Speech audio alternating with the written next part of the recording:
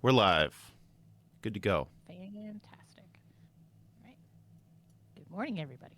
Welcome to another Mooncats Monday. This is sort of a throwback to when we called it Ponderware Presents because we're going to be talking both about Mooncats today, and then we're going to be talking about some of the collaboration projects that Ponderware is working on and your access as Mooncat holders. So, it's been a little while since we've sort of done some introductions at the start of a Mooncat Monday, and these videos do go out on YouTube and are watched by people who aren't quite as familiar with the Mooncats ecosystem. So we wanted you to be able to put names to the voices you hear each time we do these presentations. So hi, hello, nice to meet you. Whether you own a Mooncat, have had a Mooncat for a long time, thinking about buying a Mooncat, Kitty fam for the win.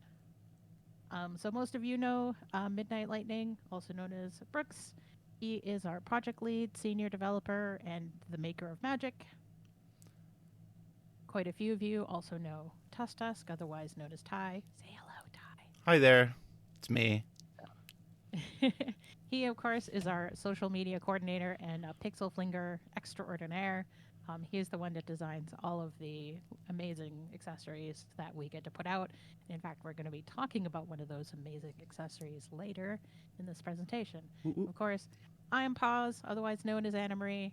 I am the community manager for Mooncats and organizer of things. Everyone say happy birthday to Paws. She doesn't want to Thank you. get it out, Oh, I but came back to so many DMs of people wishing me happy birthday. So thank you, everybody. That was like so nice to come back to this morning. I was just like, oh, people remembered. Right. So jumping right into Mooncat Monday and the magic word utility. Um, so this sort of came up last week, and we were already planning on talking about this, so it was kind of funny timing. People have noticed it's Q3, which is the earliest we had noted we may have news. Um, Probably unsurprisingly, the cooling of financial markets, both inside and outside of crypto, have slowed down a lot of these conversations. Um, Discussions are ongoing. They are under NDA, and that's all we can really say right now. Although I will be honest, not everyone who is pitched to us will survive the current market. And so it we would rather be thorough in these conversations than make a snap decision and see Mooncats go down in a fire.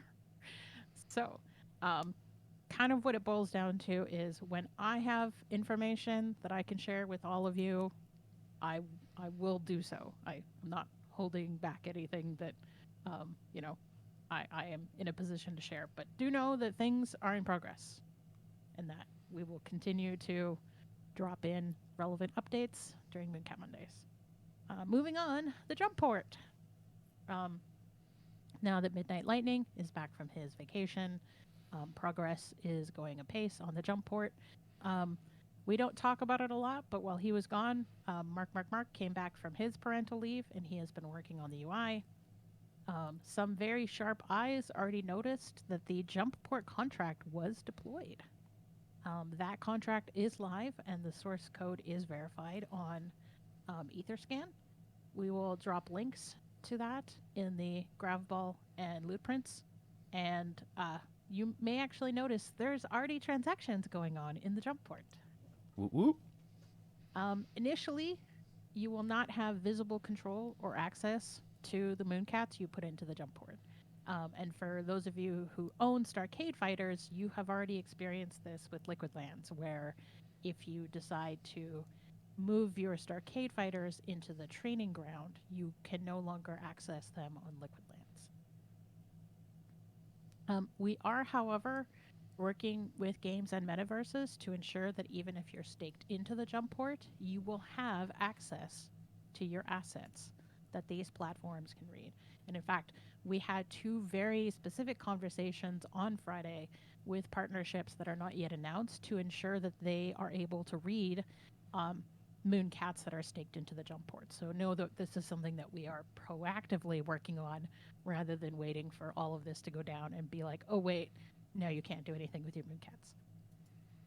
So again, for those of you with a Starcade Fighter, you do get a little taste of what is to come. And in fact, we're going to be talking more about Starcade in the second half of this presentation.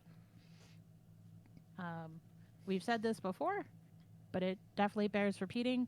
Why Starcade keeps coming up in relation to Mooncats is a lot of what Ponderware does as a company, working for other customers, directly benefits the Mooncats ecosystem.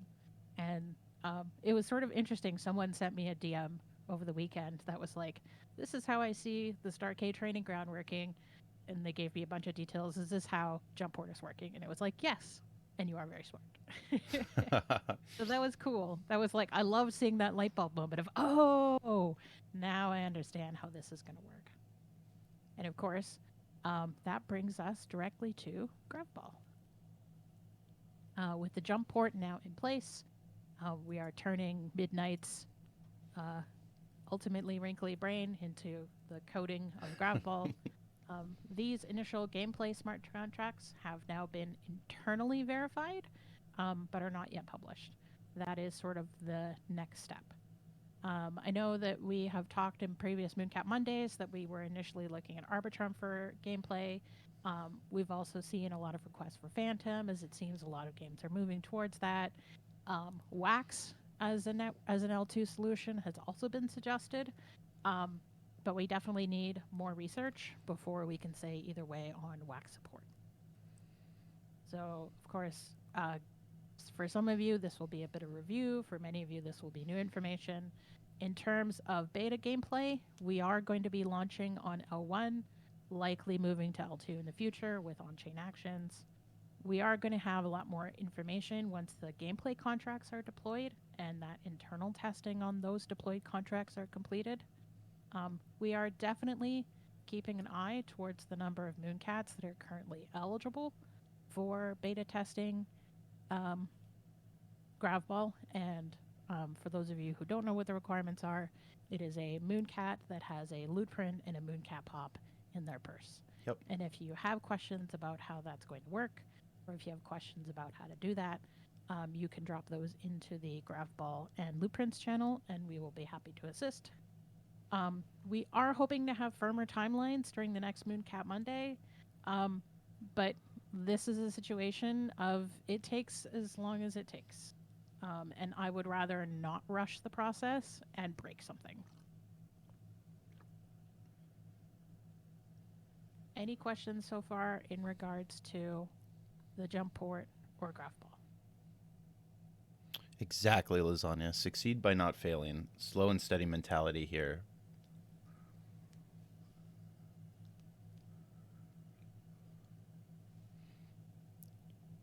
It looks like we are good to go. Yeah, I mean, for us, it is also an important financial decision because if we launch contracts and they're wrong, we have to relaunch contracts. And there is a cost to that, both in terms of people, time, and therefore wages, as well as just the costs to deploy a contract. And so these are pretty dense contracts. We want to make sure that they're right. Speaking of contracts, ZooDAO. So for those of you who have been keeping up on the MoonCat Mondays, ZooDAO does remain pretty insistent that they are going to move forward with the current structure for their activities, which means at the moment you will need to choose between participating in ZooDAO or participating in other MoonCat ecosystem activities, for example, the jump port. The one thing that I want people to understand, because this is really important, if you submit a MoonCat to the ZooDAO, you will receive a wrapped NFT. And this wrapped NFT, this token, acts as your receipt to get your MoonCat back after battles are completed prior to the next round starting. Understand that under the way that their current structure is, there will be periods of time where you cannot retrieve your MoonCat. This wrapped NFT also strips the ERC 998 compatibility from your MoonCat. You will not be able to remove items from inside your MoonCat's purse if you are staked into ZooDAO. You will be able to add and view the items in your MoonCat purse, as you can send and view items to MoonCats not in your current possession. You will not be able to purchase, reorder, or remove accessories during this time, although you do gain those capacities back when you withdraw your MoonCat from the ZooDAO system. And this is really, really important. Yep. If you sell your wrapped NFT, you lose your original MoonCat. It is really important that people know if you sell your wrapped NFT, you lose your original Mooncat. Be very careful and vigilant the same way as if you had your actual Mooncat with your wrapped NFT. If you have questions about this, fire them at us. We are happy to answer questions. But this part is really, really important. Remember that if you lose your Mooncat, in the same way that if you lose your wrapped NFT, ZooDAO wrapped NFT, we have no way to get it back for you. That's the way that the blockchain works. Any questions on that so far? We've just seen too many accidents, so knowing's half the battle here. We want to make everybody clear. Yeah, know that we are kind of banging on this drum a little bit because we want to prevent accidents. Yep. Nothing sucks more than losing your Mooncat. All right, on to Liquid Lands. So realms are evolving, and in fact, Midnight now owns a realm. He owns Monaco. Ta-da! Here's Monaco. It actually had quite a number of Mooncats in it when we decided to take the snapshot for the MoonCat Monday presentation. So that worked out quite handily. Everybody wave to Thimble's cats squatting Monaco currently. Hi, yeah, Thimble. Thimble is like taking Thanks, over Thimble. Monaco. So for anybody who is geographically challenged like me, Monaco is directly south of France, east of Spain, and north of Algeria. So it kind of sits southeast of Europe and north of Africa. To enter into this realm and hold land, you do require a wanderer skill, which is sort of fascinating considering how many cats Thimble has in here, because it means that Thimble has purchased quite a number of wanderer skill bricks. So which to me is fascinating. You can game this a little bit. You can get in with the wanderer skill brick, then strip the skill brick off, give it to another explorer, and then make the attack and just keep repeating to get them in. So I did peep some of the Mooncats in here, and you're right that some of them don't actively have it on at the moment, but Thimble definitely holds multiple wanderer bricks. Yeah, wanderer bricks, and there's one other brick that lets you leave land early. Both have some cool new functionality, but I think you're getting to that, so I don't want to front run. Yes. So 2 new skill bricks are around. So if you find Dave's Cryptoad somewhere on the map and beat it, you can actually mint a skill. It's called Dev Killer, which I think is hilariously awesome. And then there is also a new skill brick that only one faction has access to at the moment. Mooncats is pretty primed to be the second one that picks it up. And it is a faction owning over 250 land. As a faction, Mooncats hover pretty consistently between 100 and 200 land. I can't remember the last time we dipped below 100 land. We hold a lot of land. Not for a while, yeah. But we have never quite gotten up to that 250 plus mark. So we definitely are looking at creating a role and a time to coordinate a push onto 250 land. And that will include a new ping role. So watch announcements. And of course, it wouldn't be a Mooncats Monday without a new contest. Drop proof of any raid over 0.02 bricks or higher into the Liquid Lands channel, and we're putting up some attack and defense bricks as a reward for that. And of course, as Tusk hinted at, most skills now have passive perks in addition to their attack and defense.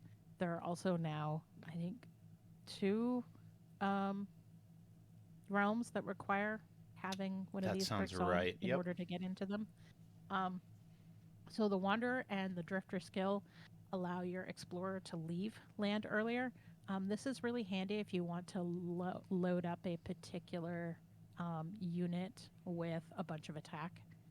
And so the idea is you attack with that person, you leave the land faster, and then you put a heavy defender in there. So there is definitely more and more going into the game that encourages you to get into a land, sit there for a period of time, and then depart.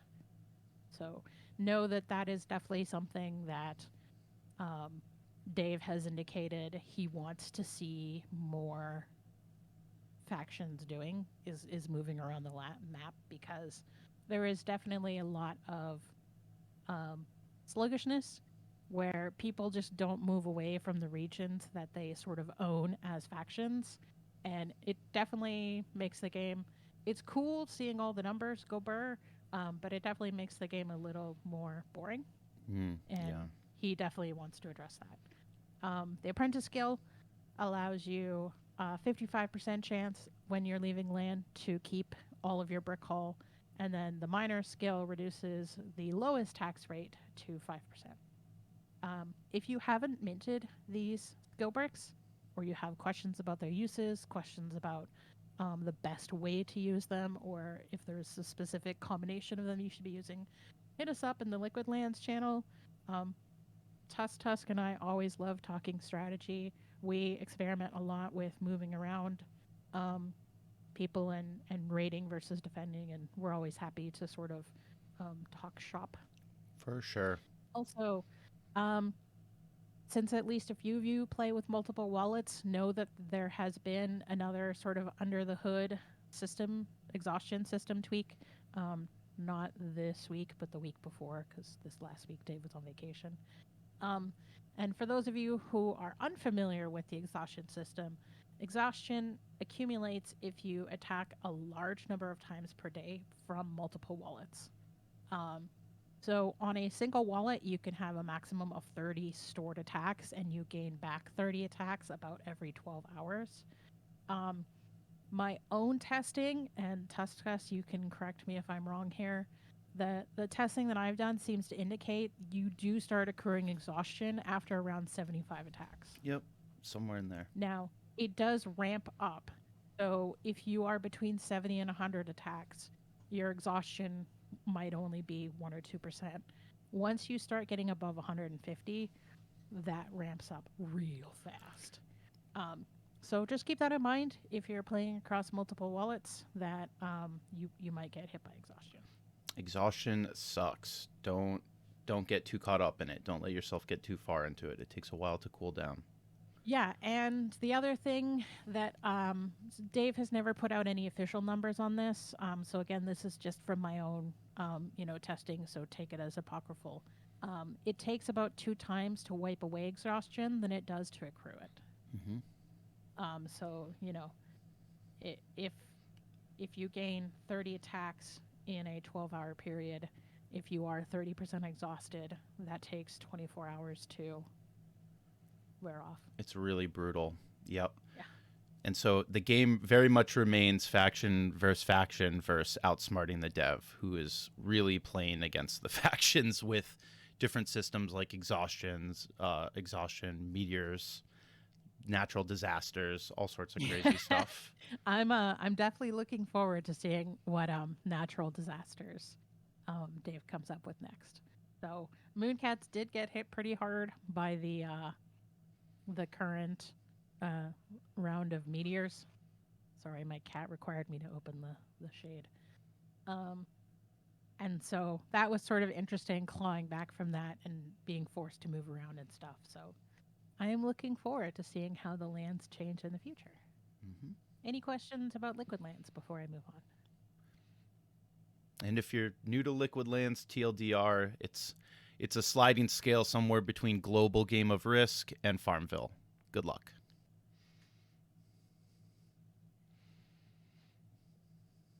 It's Harvest Moon meets Risk. All right. Jumping into Minted Teddies. So in case you missed it, Minted Teddies are coming. Ta-da! Some of you saw this on Twitter already. So we are still looking for the go-ahead from the Minted Teddy team to open up that allow list. There will be 100 slots for MoonCat holders. If you are a MoonCat holder and get one of those 100 slots, you will get a MoonCat-themed Minted Teddy. There will also be 10 additional random MoonCats across all minters. And then there is going to be 1 rainbow MoonCat Teddy somewhere in the collection. So that makes a total of 111 MoonCat-themed Minted Teddies. We did take some feedback back to them in terms of pricing, and they seem to have more or less settled on 0.15 per teddy. But if that changes, we will let you know. If you still have further feedback about pricing, they're looking to shoot between 0.1 and 0.2. I'll never hesitate to drop that into the MoonCat Mondays channel, Yep. and we will take that back to them. It's very helpful. And owners of a Minted Teddy NFT will actually be able to acquire a physical teddy bear toy. It's so cute. So this is a sustainably sourced toy intended to last multiple generations. It's about 12 centimeters tall. All Minted Teddies do get the same toy. It is very cute. I'm looking forward to getting one because I want to give it to my nephews. All right. The Edinburgh Dog and Cat Home. I will probably say cat and dog home multiple times during this presentation. I am just, cats come first. I just leave the dog part out most of the time, so you do better than I do. Look, C comes before D.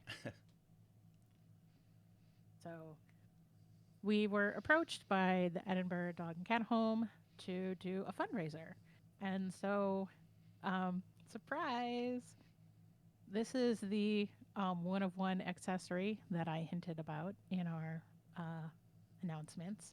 And so I kind of love this, and I'm sad that I can't have it. So we are sort of finalizing some of the last details. This is an accessory that may get some tweaks before it goes out. So know that this is the proposed accessory, and hopefully we'll be very close to the final design. So we will announce a time that this one-of-one MoonCat accessory will be available to purchase. Additionally, new accessory will be available soon. I'm sorry, not today. I goofed. I forgot to change that. That is going to support the Edinburgh Dog and Cat House. For anybody who doesn't want the accessory and just wants to donate directly to them, there will be a link to do so on the accessory page. And of course, if you know a shelter that is interested in doing a MoonCats charity accessory, please feel free to reach out to me. I'm Pause. Hit me up in DMs. We are definitely looking forward to doing more of these. And some, just real quick, some quick details. That is the tartan of the Edinburgh Dog and Cat Rescue there. They have their own specific design. So we pixelated that tartan for them. You've got the one-of-one accessory is the bagpipes, the kilt, and the hat on MoonCat 25073. And then it is a standalone separate accessory if you want to rep the Edinburgh Dog and Cat Home flag with some Edinburgh butterflies and landscaping.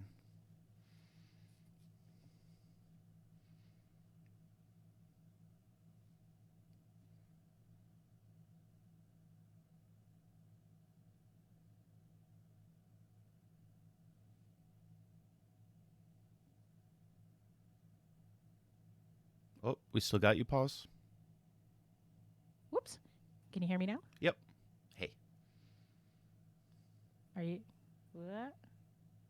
What happened here? No, there we go. You can hear me now? We can hear you. Okay, cool. Yeah, we have submitted these accessories to them for final approval. And as soon as we hear back, we will announce when they will be available for purchase. So I know a lot of people sort of pretty immediately ask, what do donations help fund? And in 2021, the Edinburgh Dog and Cat Home rescued 70 cats, reunited 19 cats with their owners, and then rehomed 79 additional cats on top of that. The thing that I think is amazing is they have this thing called the Paws Pantry, which is, of course, an excellent name for a pet food bank. And so this is for people that are struggling financially to help them get adequate food, toys, beds, jackets, and care supplies for their pets. I sort of asked them what is the challenging part about fundraising right now, and the thing that they said is the thing that they need funded right now is ongoing costs like their heating bills, the vet fees, and paying staff. EDCH is a living hours employer, which I think is very cool. The idea is if you work there, you are paid an adequate amount that you don't have to go looking for a second job. You know exactly what you're going to be paid and when. And it just lets people have a better work life balance than sort of working shift work or work that you don't know how many hours you're going to be working in a week, which I think is amazing. But sometimes it's challenging to fundraise for those things because they're not sexy. That being said, I did want to give everybody a few examples of what certain donation amounts work out to. So these are all in US dollars, just for simplicity's sake. $500 gets 25 new cat towers for their cattery and for them to send home with rehomed cats. $1,500 feeds 5 cats for a year and then provides dental chew sticks. One thing that I think a lot of people that don't have like actual cats know that is that dental health for a cat is really important. Um, there are a lot of cats that don't have adequate dental care, and it ends up with them losing teeth. And some of those are just genetics, the way that cats have sort of evolved over time. We actually, myself, my spouse and I had a bonded pair that their teeth just basically fell out of their head because genetics. And keeping cats in dental chew sticks is super important to ensure that their teeth stay as healthy as possible for as long as possible. $3,500 not only feeds 10 cats for a year and gives them dental sticks, it also provides them with all the enrichment toys and supplies that they need. So here's the bottom line. Our goal is $5,000 total donations via auction, the accessory, and direct donations because $5,000 will pay for a new roof on their cattery. And so keep that in mind when we sort of announce the auction and the accessory and times that you can donate. And this is sort of a great test pilot into using accessories to kind of partner with organizations like this. The way I view it as, designing these accessories, this is something that's really scalable easily if you have other organizations, etc., that you think could make sense to work with. Flying the flag of that organization and giving people an avenue to donate and giving them a thank you gift with a MoonCat and accessory would be, a pretty no-brainer avenue for a lot of people who want to get involved with cats. So this is exciting. So look forward for more information about this in the nearest future. All right, jumping into the second half of our presentation, we're going to move into some of the published by Ponderware projects. There's a bunch of news on our more established one, which is Starcade. And then we just announced a new project last week that I wanted to give MoonCatters a little bit of a deeper dive into before we sort of release all of this information for public consumption. So, as people have noticed, a lot has been brewing behind the scenes for Starcade. For example, you are now able to equip your Starcade fighters, and that is a permanent choice. And there are pros and cons to each weapon type that you can choose. So, in-universe credits have already been occurring for Starcade fighters. Everyone who held a Starcade fighter during the snapshot on July 5th received 1,000 credits. You got additional credits based on the number of fighters that you owned. And then you actually got even more credits if you were an early adopter, which was fighters owned on February 2nd, which was like the day after they minted out. Of course, those of you who have seen a couple of Ponderware Presents presentations, we've talked a little bit about the Magna tokens. Credits to Magna is expected to be 1 of 1, although, we preface this with not financial advice because that ratio may change depending on internal testing amongst the Starcade team. Staking, or entering the training ground, is live now, and they call it training ground. We call it jump port. Same underlying tech. When you enter the training ground, there are 2 transactions to prep your fighter and then stake them. For those who acclimated their MoonCats, this process will be very familiar. Your Starcade fighters do need to be equipped prior to entering the training ground. Um, every fighter is offered 5 weapons randomly out of the, I think, 10 total, 10 or 12 total weapons. Some weapons are locked to a specific body type.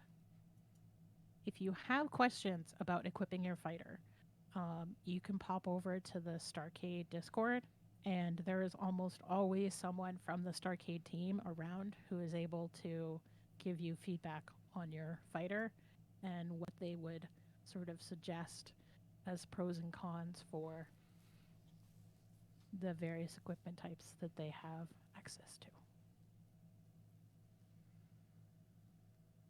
All right. Now we're going to specifically talk about the training ground because, again, this is going to be pretty relevant to Mooncatters, as a lot of things that are happening in the training ground are things that we are either planning or potentially planning for Mooncats. So the way that the training ground works is training plans at the moment run between 3 and 12 weeks. And surprisingly, we were actually talking with Robert from the Starcade team last week. Tiger Ali, who actually takes the longest to train with, is the most popular trainer currently. As you are training, you will unlock taunts, fighting styles, and combos. And of course, you will accrue those sweet, sweet credits. And we will definitely have another presentation when those credits are available to either convert to Magna or have purchasing power. Beginning this week, if you own one of the megastars, you will begin to see your wages accruing for being a trainer. Those claimables will be opened up on July 29th. And it is about 150 credits a month for megastars, about 50 a month for calamities. There is a big post in the Starcade Discord that goes over how these credits accrue for each of the megastars. And I would encourage you, if you own one of those megastars, to pop over there and get the TLDR on that. I have pulled a muscle in my rib, so if I'm a little sounding out of breath, know that it's just because my side hurts. Happy birthday. Yeah. Woohoo! Passive credits do accrue by popularity based on the number of fighters and training with them at any one time. So do know that this is not financial advice to jump into immediately grabbing one of these megastars because the precise amount of wages and popularity credits you receive are subject to change prior to the Magna release. So know that this is something that is all in testing and will be tweaked over time. But I am totally thinking about picking up a megastar.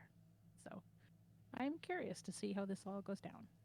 And of course, on the topic of megastar lore is now being unleashed. So 3 times per week, a new Medium article is dropping over on the Starcade side. That goes into the story of each megastar and, of course, the calamities as well.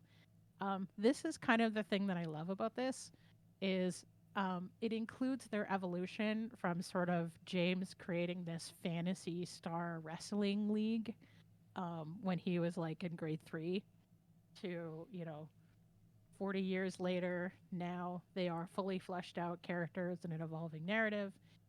Each has their own motivations, special abilities, and stories that play out in both the upcoming arena as well as the upcoming board game. All right, jumping into the next published by Ponderware. Oh, did anybody have any questions about Starcade before I move on? Yeah, let's look at the MoonCat Monday channel real quick. Anybody can drop Starcade questions in. I have most of my fighters in with Tiger Ali as well. I didn't know he was super popular. Mine was more just because I wanted to stake them and leave them for a while. I I have my fighters sort of all over the place. So I have one with Tiger Ali, and then one with the Calamities, and then one with I want to say Nyx. Hang Mm. on. Yes, with Nyx. I will say So Voltagrim's been very, very mean to my fighter. Tiger Lee took credits away from me one day. He's like, "You suck. Lose 10 credits." um, QSTO, is it bad to have done nothing with my fighter yet?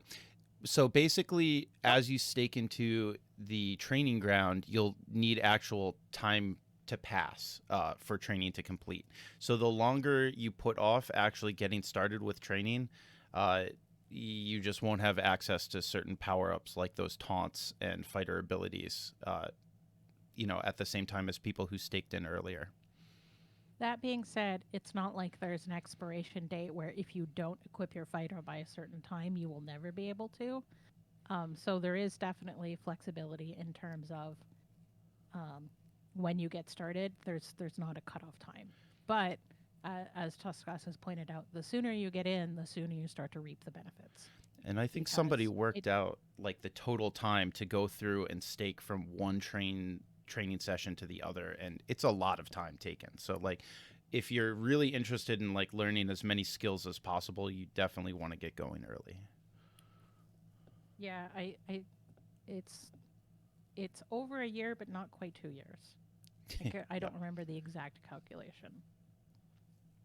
And of course, that's presuming that you are like on point, and as soon as you're done with one trainer, jumping into the other.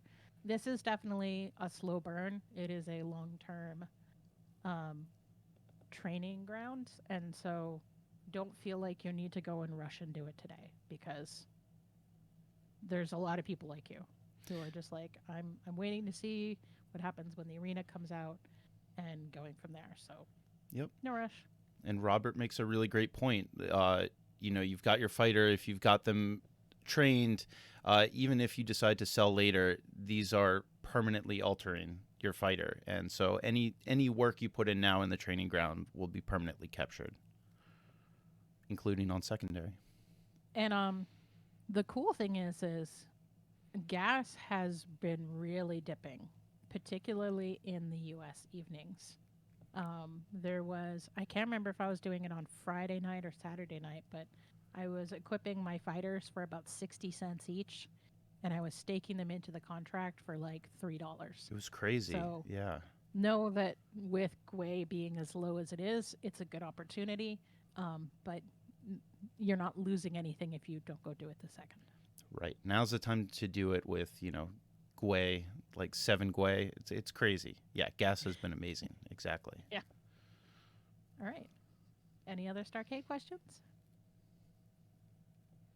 I'm excited for this next section. Awesome. Yeah, it's been hard keeping CondoMinis sort of under wraps because we've sort of seeing it evolve from the initial idea into getting pretty close to where the finalized mint will land. So, if you guys see Joseki on either the Starcade or the Mooncats Discord, feel free to say hi to him. His real name is Marco. Marco is the artist behind CondoMinis. He started collecting NFTs in August 2021. He is a web dev by day, and then by night, he is an author, a drummer, and a painter, and also a NFT maker now. And I think the thing that sort of fascinates me about this project is CondoMinis kind of started out as a one-off challenge, where he follows um, this German artist whose name that I would Stefan. absolutely We'll just say slaughter. Stefan. Thank you. Um, and the idea is that Stefan puts out these challenges where he encourages, his followers to be like, all right, here's option A, here's option B, design something under one of these umbrellas. And so Joseki made a little house design as part of one of these challenges and got so much positive feedback about it. And sort of his thinking behind it was, well, if I'm going to make a whole bunch of these, let's make them NFTs.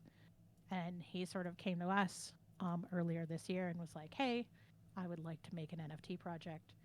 Would you guys be interested in publishing? And he sort of laid out the idea, and we were like, heck yeah. And so it's been hard to keep sort of this discussion under wraps because we're pretty excited for it. So we've talked a little bit about this on our Twitter, where one mint gets you 5 NFTs. So when CondoMinis launches, you will mint a street, and a street contains 5 CondoMinis.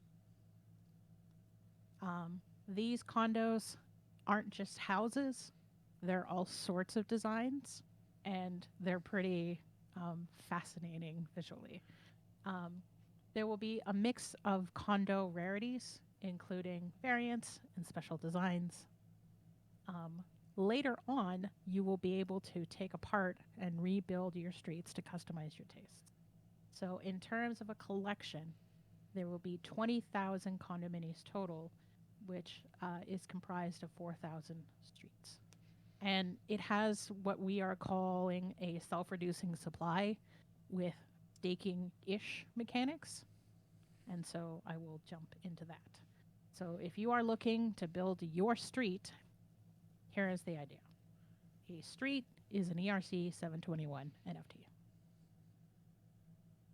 Individual condominiums are ERC 1155s. A street and individual condos can be bought on secondary markets. And these will be in 2 distinct collections, which will have burn and mint mechanisms. So you can move between a street and a condo and vice versa. So give you guys a little visual of what these look like. This is still in production, so some of these images will change a little bit, but we wanted to give you guys sort of a visual idea of how CondoMinis works. So here is where you get meaningful choices. When you disassemble and reassemble your condos into a customized street, your street token ID will be burned when you break up a street into individual condos. Even if you recreate the same identical street, you will get a different ID. And here's the fun part. Much like Mooncats, a street can be named. And I say with a caveat. We like the idea of permanence and choice in naming. However, having come across a pretty spectacularly yikes name on Mooncats, we are putting in a single guardrail, which is if the project so deems, they can wipe a street name. So, no going into it. If you call your street something like someone called that Mooncat, chances are good it's going to get its street name wiped. Easy on the naughty names, guys. Easy on those naughty names. Not even naughty, just wildly inappropriate. Yeah. Naughty names, totally fine. Things that are like, oh, yikes. Those are probably not going to be quite as welcome. And I mean, if you have questions about whether a specific name would be cool or not, you can always drop by the Published by Ponderware Discord server and ask. Robert, if you name your street Boobs, I'm going to burn your treasure. Call it 50053. And Lasagna, we'll let you get away with Red Light District. I don't think that's the level of naughty. That is totally That's fine. And I think fine. my favorite would be is if you have 5 red condos and then call it the Red Light District. That would be hilarious. Yeah, we are really only putting that guardrail in there for wildly inappropriate things. But we do want to be upfront that, hey, this is going to be in the smart contract that a name from a street can be wiped. But know that that guardrail is in there only for very, very, very, very bad names. And I only foresee the project creators using it under really extenuating circumstances. There's only 2 Mooncats we have ever sunk a name off of. And I think most people in the Discord know why those names were sunk. And I don't really want to say the names because they're wildly inappropriate. There's a pretty clear gap in between, boobs and what we'd actually have to obliterate. There's a Mooncat called Pink Pussy, and it is hilarious. It's a hairless cat. It's very adorable. All right. CondoMini rarities. Streets, when they are put together from 51155 condos, will be able to select an environment. And again, we wanted this to be an impactful choice. So the plan right now is to let you change these post minting. How that's going to work, we are still finalizing. Um, but the one thing that we wanted people to know is while there won't be further condominiums, there is the opportunity for Joseki to add additional backgrounds for streets.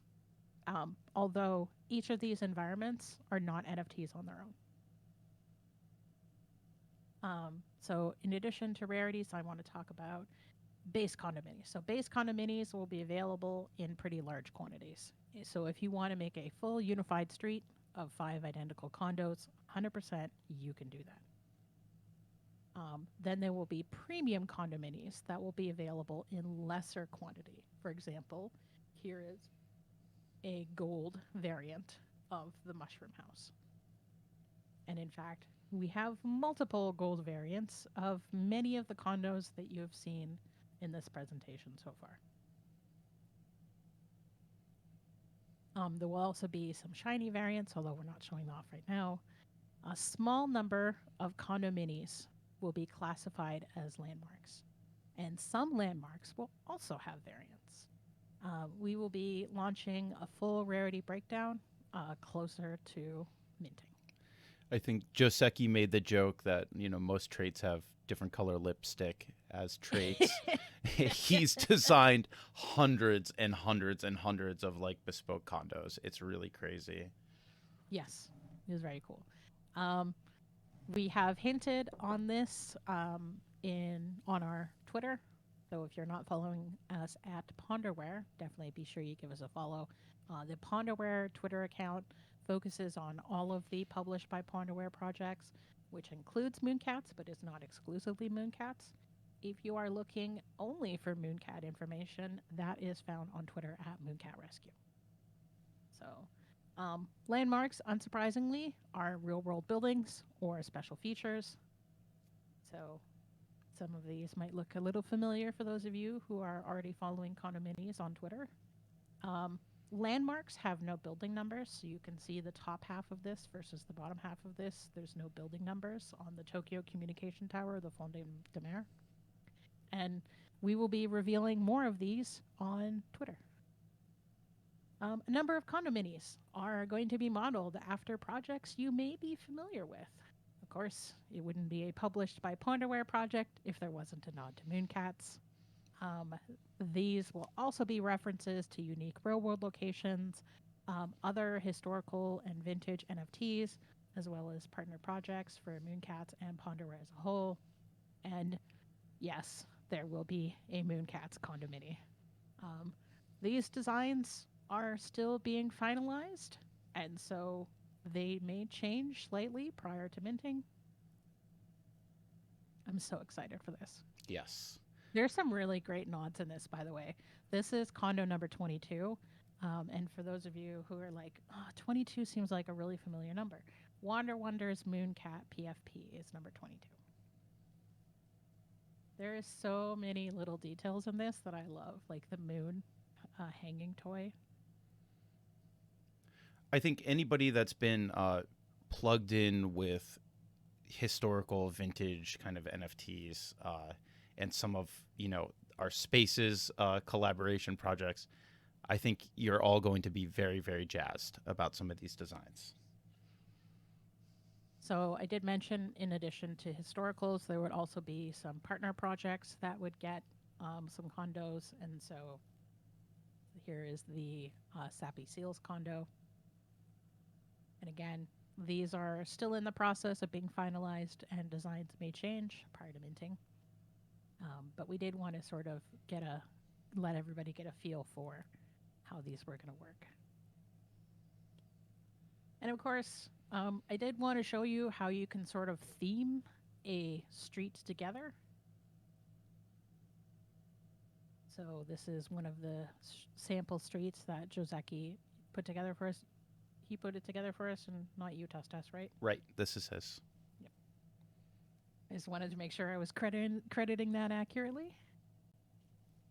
There is some little nods to Mooncats here and there in some of the other condos as well. So you can see a Mooncat is hanging out on the vending machine on the left.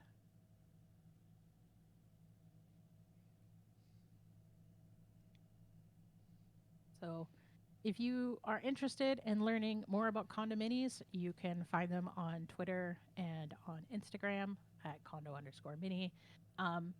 So it's called CondoMinis because each of these streets live inside of a town known as Miniville, and you will meet along the way some characters from Miniville. So you have Claw the Builder, and Mayor Kane, and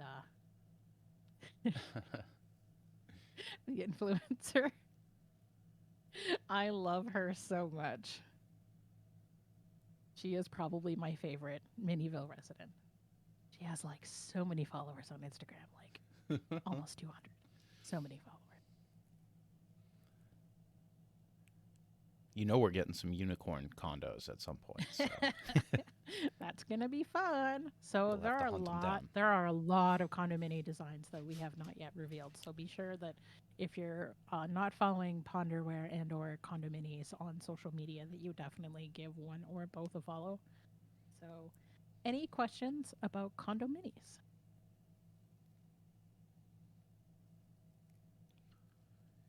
And we'll just watch the MoonCat Monday channel here. You can drop probably any questions in on anything we covered. Yes. If you missed anything. If you have any questions about the presentation in general as well, now is the open floor for those.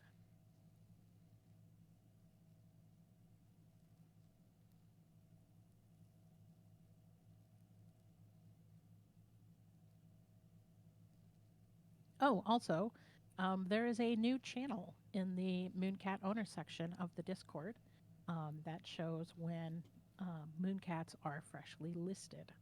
I know there has been some requests from a few of you that you're looking for really specific Mooncat coat color combinations or expressions and coats and stuff like that. So that new bot will help you know when those things are up for sale.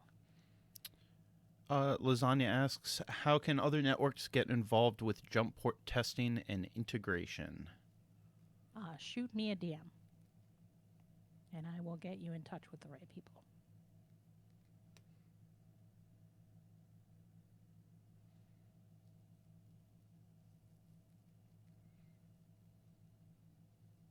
Because yes, sort of the idea behind jump port is definitely going to be not only will Mooncats be able to interact with other projects that require staking, but we are definitely looking ahead of if other projects require staking, does a jump port make sense for them?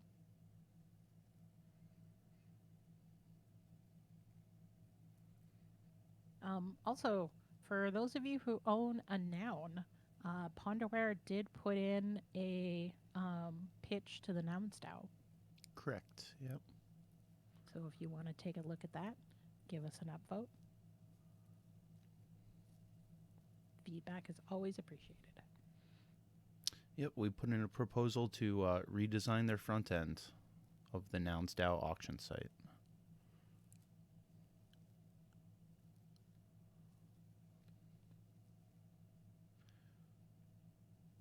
Cool. I don't see anything else in the channel here. We will have tons and tons of CondoMini details coming out. Very much worth following the CondoMini Twitter. There's all sorts of Easter eggs in there that Joseki has buried. Like when I say Joseki cranks out these designs, he cranks out these designs. There are hundreds and hundreds. So some really cool Easter eggs buried deep down in there. So definitely looking forward to revealing more about CondoMinis. If there are topics that people want to see during the next MoonCat Monday, you can always drop in requests or suggestions in the MoonCat Monday chat channel. So thank you everybody for coming today. I believe we have another 3-week break. Or no, we don't have a 3-week break this time. So next MoonCat Monday, we will be aiming for August 1st. Yep. So thank you everybody so much. and we will see you next time.